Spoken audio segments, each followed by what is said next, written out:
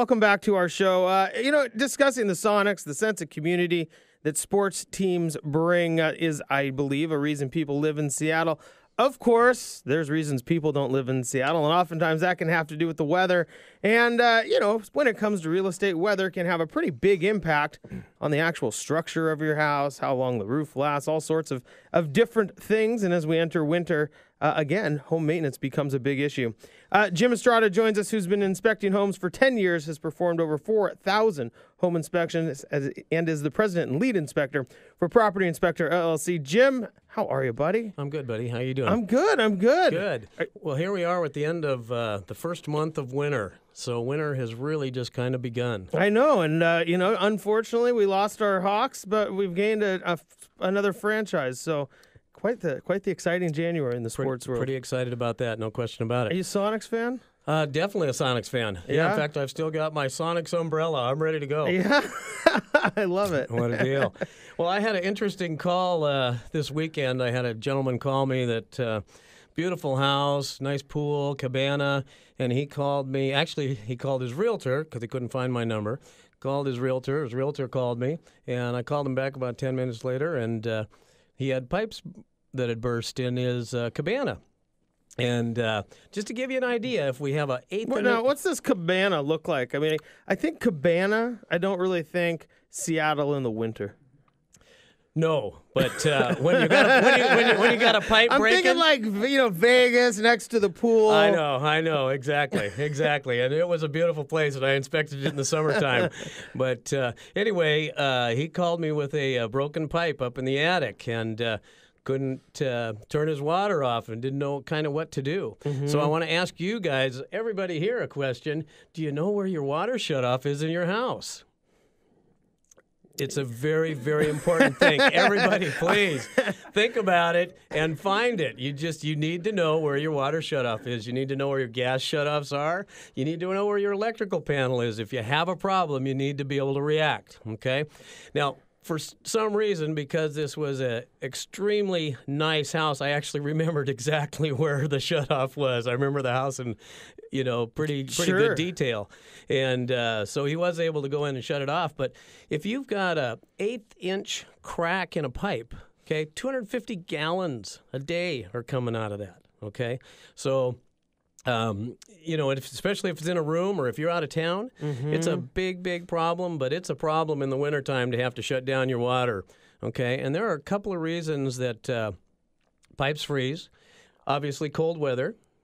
Wouldn't that be the biggest reason? Well, you know what? Lack of insulation. And probably the biggest reason, and the reason his pipes froze, is he turned the power off or the heat off. Oh, in the cabana. Okay, if you turn your thermostat down too low, you got no heat, it's going to freeze. I don't care how much insulation you got around your pipes. Yeah, I actually had a pipe burst in our garage once, and going out to a hose. And it's quite the experience. I mean, it is a lot of water coming out, and you think, oh, it's just a little bit, and it's coming through the drywall. At least in our garage, it was coming through the drywall, and it was because I had not probably taken your advice and put the little.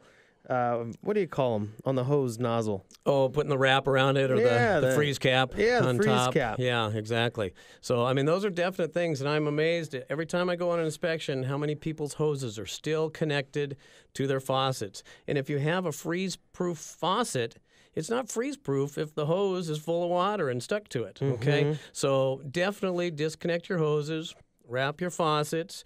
What we want to do is we want to try and prevent. I mean, we have 250,000 people have broken pipes in the winter in America. Okay, every winter. 250,000. 250,000 people. Wow. I mean, and this is one disaster that is easily preventable. Okay, for the most part. Now, if your power's out, you could be in trouble in terms of keeping things warm. But definitely some things that you can do. You can insulate your plumbing, obviously in your crawl spaces in your attics. You can use heat tape, and they do make thermostatic timers and those kinds of things, so the heat tape will come on. What is heat tape? Heat tape would be like almost like an extension cord that's just you're going to kind of wrap around the pipes. You're going to wrap a wire that's going to allow heat to go through that. Like an electrical blanket, it's going to be like that you wrap around your pipes. Excellent example, like the heated floors, okay, in bathrooms and stuff nowadays. Some people even heat their driveways. okay, and have a temperature control on it. Yeah, people who have cabanas maybe heat their driveways. Yeah, exactly. In fact, there's one road, one big hill down in Kent, going up to a neighborhood that they heated the driveway, and a thermostat kicks it on when it drops down to about 33 degrees and never ices up. It's beautiful. So a lot of this has to do with keeping the cold, I guess, at least out of the pipes. I mean, that's really what we're discussing, is making sure that the pipes aren't cracking because the water inside is freezing. Exactly. Okay, so that's a really good example. Definitely some caulking around areas that is letting the cold air in. Okay, so when the mercury drops and you got the extreme conditions and stuff, it still can happen. Okay, no matter how well you've insulated and stuff. So you got to leave your thermostat up. Now, temperatures typically in the Northwest never get really below about 25 degrees. Sometimes they get in the 20s, but sometimes they get in the teens. And when they drop in those lower 20s and teens, you need to think about what's going on in your house. Okay, you're going to want to actually leave your thermostat at your daytime temperature overnight, because obviously we drop down to our coldest temperatures overnight. We're also going to want to think about where the pipes are in our house, okay? So if we've got, like I have a bathroom with a toilet against the wall, outside wall, so the plumbing is right there, and so I need to make sure that that door is open so that heat is getting into that bathroom, okay? Bathrooms typically don't have heat registers in them. They're not required to. So, I mean, again, there's a lot of places maybe the heat doesn't get to. And, again, when the water freezes, it's going to expand. And that's what's really cracking the pipes. Maybe a lot of people don't even understand that. You're trying to keep the water from freezing because water will expand. Exactly. So you definitely also, you can open up cabinets if you have like a kitchen on an outside wall.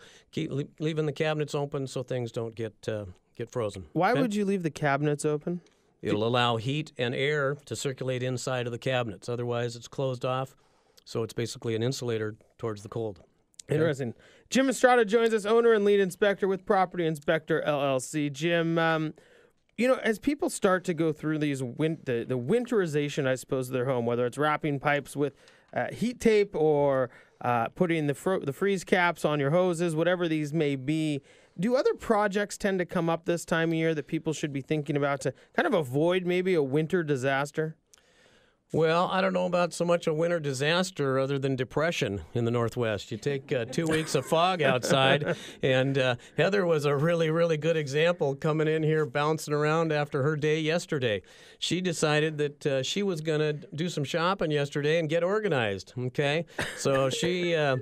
That's one of the best things you can do around your house is just kind of look at some projects that you've been kind of ignoring. Getting organized is definitely a great one. Programmable thermostat in terms of the freezing and stuff would definitely be a great idea. Okay. A lot of this, that saves money too, doesn't it, usually? Definitely saves money, no question about it, and it'll pay for itself in a very short period of time. You can actually buy a programmable thermostat nowadays for about $25. Okay, so they're not an expensive investment. The question is, can you install it? That's true. This is when you call Ben Brashen. I have lots of things I have bought for cheap, and now they are all sitting in my garage on the workbench and in different places for the stuff I was going to install. Yeah, exactly. And that does not save you money. Just buying it and then putting it on a shelf does not save money for those who are interested in that. That is true. You could insulate your hot water tank. Okay, now be careful when you insulate hot water tanks. Insulating electric tanks is fine. Gas tanks, it's not recommended because the open flame can actually kind of what we call a burnout or blowout of the bottom of the tank and actually catch the insulating blanket on fire. So we don't recommend that at all. Probably the cheapest and easiest and most uplifting thing is to actually paint a bedroom. $50 for a can of paint and take a weekend, you and your wife, and paint a bedroom, and you'll be fighting by the end of the day. No. That's right. That's right. And, if you paint like I do, anyway. And, Jim, I guess the other point would be buy that paintbrush.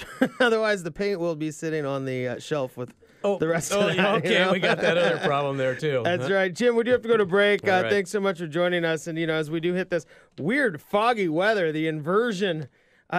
Speaking of this foggy weather, I went up to the mountains on Saturday. Absolutely gorgeous. If you guys are sick of the fog, go east about, 30 minutes.